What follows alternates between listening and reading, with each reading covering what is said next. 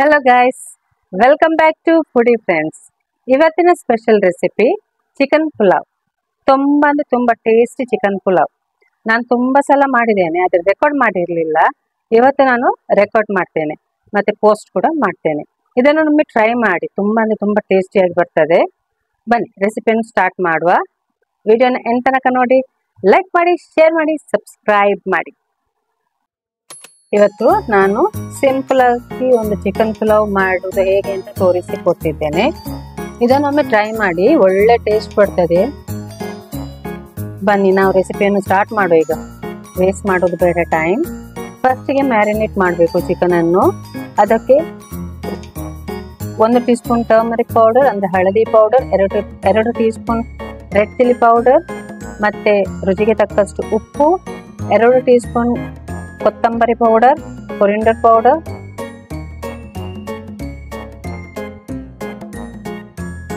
1 teaspoon garam masala powder, 2 teaspoon ginger garlic paste, ಬೆಳ್ಳುಳ್ಳಿ ಶುಂಠಿ paste, ಮತ್ತೆ 1 ಕಪ್ ಅಷ್ಟು ಮೊಸರು.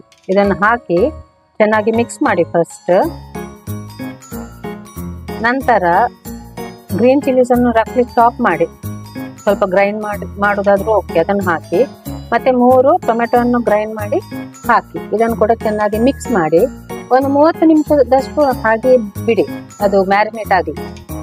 ನಂತರ ರೈಸ್ ಅನ್ನು ಕೂಡ ಸೋಕ್ ಮಾಡಿ ಇಡಿರಿ.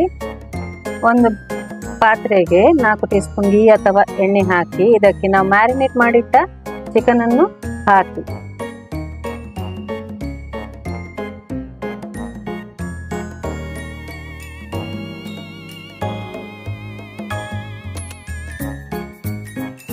ಇದಕ್ಕೆ ಒಂದು 4 ಅಥವಾ 5 ಏಲಕ್ಕಿ ಮತ್ತೆ ಜಾವಿತ್ರಿ ಉಂಟಲ್ಲ, ಅದು ಒಂದು ಫುಲ್ ಇದ್ರೆ ಫುಲ್ ಹಾಕಿ. ನನ್ನ ಹತ್ರ ಹಾಫ್ ಇದ್ದದು, ಸೊ ಅದು ಹಾಕಿದ್ದೇನೆ.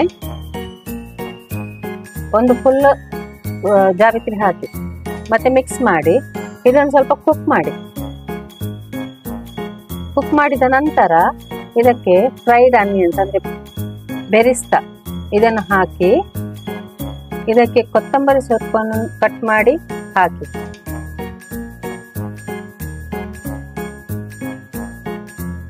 ಮತ್ತೆ ರೈಸ್, ಸೋಕ್ಡ್ ರೈಸ್ ಅನ್ನು ಹಾಕಿ.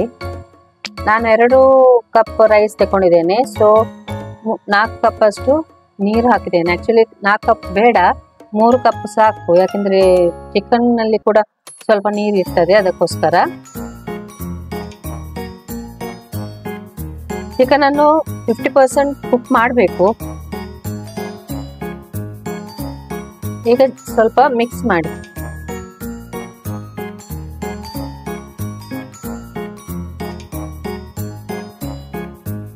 ಮಿಕ್ಸ್ ಮಾಡಿದ ನಂತರ ನಾವು ನೋಡಿ ಚಿಕನ್ಗೆ ಫಸ್ಟ್ ಆಫ್ ಆಲ್ ನಾವು ಸಾಲ್ಟ್ ಹಾಕಿದ್ದೇವೆ, ಆದರೆ ಈಗ ಈ ಸ್ಟೇಜ್ ಅಲ್ಲಿ ಸ್ವಲ್ಪ ಸಾಲ್ಟ್ ಅನ್ನು ಹಾಕುವ, ಉಪ್ಪನ್ನು ಹಾಕುವ. ನಂತರ ಇದಕ್ಕೆ ಒಂದು ಸ್ವಲ್ಪ ಕೇವಡ ವಾಟರ್ ಅಂತ ಸಿಗ್ತದಲ್ಲ, ಅದು 3 ಟೀ ಸ್ಪೂನ್ ಹಾಕಿ ಸ್ವಲ್ಪ ಮಿಕ್ಸ್ ಮಾಡಿ.